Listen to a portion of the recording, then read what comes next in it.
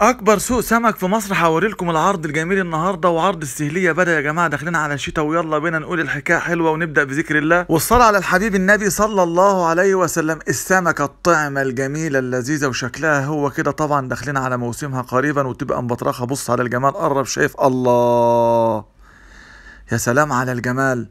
السهليه شكلها حلو يا جماعه، ما بتكبرش عن كده طبعا. جمالها وحلاوتها لما تكون مبطرخه. الكيلو النهارده 400 جنيه. طبعا لما تكون مبطرخه هتغلى شويه. جنب منها برضو البوري او الطباره، طبعا في بلطي. وعندنا احلى نوع جمبري ان شاء الله نعرض لحضراتكم الجمبريات دلوقتي. بس يلا مع بعض كده نشجع بعض باللايك الجميل، وتعالوا على الجمبري والبطارخ اللي هو ده. كيلو الجمبري ده بيعمل تقريبا 1000 جنيه. طبعا يا جماله في المقلي والمشوي والشوربه. جنب منه الجمبري الاخضر ده حلو وده حلو، ولكن الاحلى والافضل اللي هو ده، اللي واخد اللون الاحمر الجميل ده. عندنا برضه البقلاويز، بيبقى لسه صاحي هو والاستاكوزا.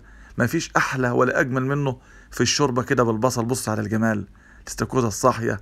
وهنا طبعا الاستاكوزا السمرة موجوده، يعني الاتنين. وانواع الجمبري زي ما حضراتكم شايفين كده.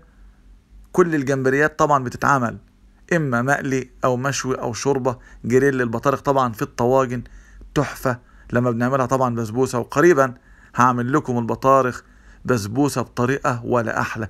هنا بقى المزاجنجيه بقى، يقول لك السمك ده المطلوب. وطبعا البلطي مفيش احلى ولا اجمل من كده. عرض موجود النهارده. السمك ده الصغير يعني خلي بالكم له جمهور عظيم. والكابوريا النتي وكل شيء موجود هنا، ولسه هنشوف العجب.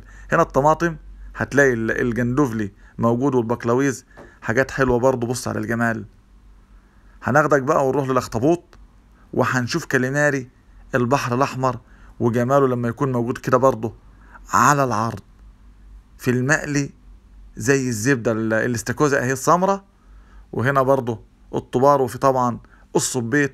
حاجات في منتهى الجمال، حاجه عظمه يا جماعه. بص تعالى اوري لك حاجات. هنا النهارده طبعا في حلقه السمك هيقول لي السوق ده فين يا شيف. لما نشوف برضو الكابوريا الدكر ديت كده. وهنا الناجل الحر اهو، مفيش بعد كده جمال. طبعا عندنا برضو القاروص والدنيس هنشوفه مع بعض. الشعور الحر، السمكه ديت برضو اللي جنب الناجل اسمها مسله اهي. تعالوا مع بعض بقى نشوف. ده بوري بحر اهو، بحر احمر. هنا المرجان. هنا بقى القاروص اهو، القاروص الصغير. خلي بالكم كنت عملت القاروص الكبير وابو شراره موجود طبعا هنا. والكحايه. هنرجع للقاروص دلوقتي والدنيس في الزيت وليمون وفي الرده. عظمه جدا. طبعا انا عملت الكبير مدفون في الملح، وعملته مشوي رده مقفول. اما الصغير ده طبعا ركز معايا كده اهو. القاروص ده بيتعمل برضه رده مقفول زيت وليمون، ويتعمل مقلي سليم ومقلي برضه الدنيس زيت وليمون ومقلي ومشوي رده. شيء جميل جدا. طبعا حبايبنا بقى هنركز على المحسن، السمكة اللي بتشد معانا في النار اتكلمنا عنها كتير. والحريد. العرض النهاردة جميل والخير كتير. محتاج برضه حاجة كده بذكر الله والصلاة على حبيبكم النبي صلى الله عليه وسلم لما نشوف الجميل ده كده. يلا نروح على العرض التاني. بس انا عايز اكد على ان السهلية الموسم بتاعها في الشتاء.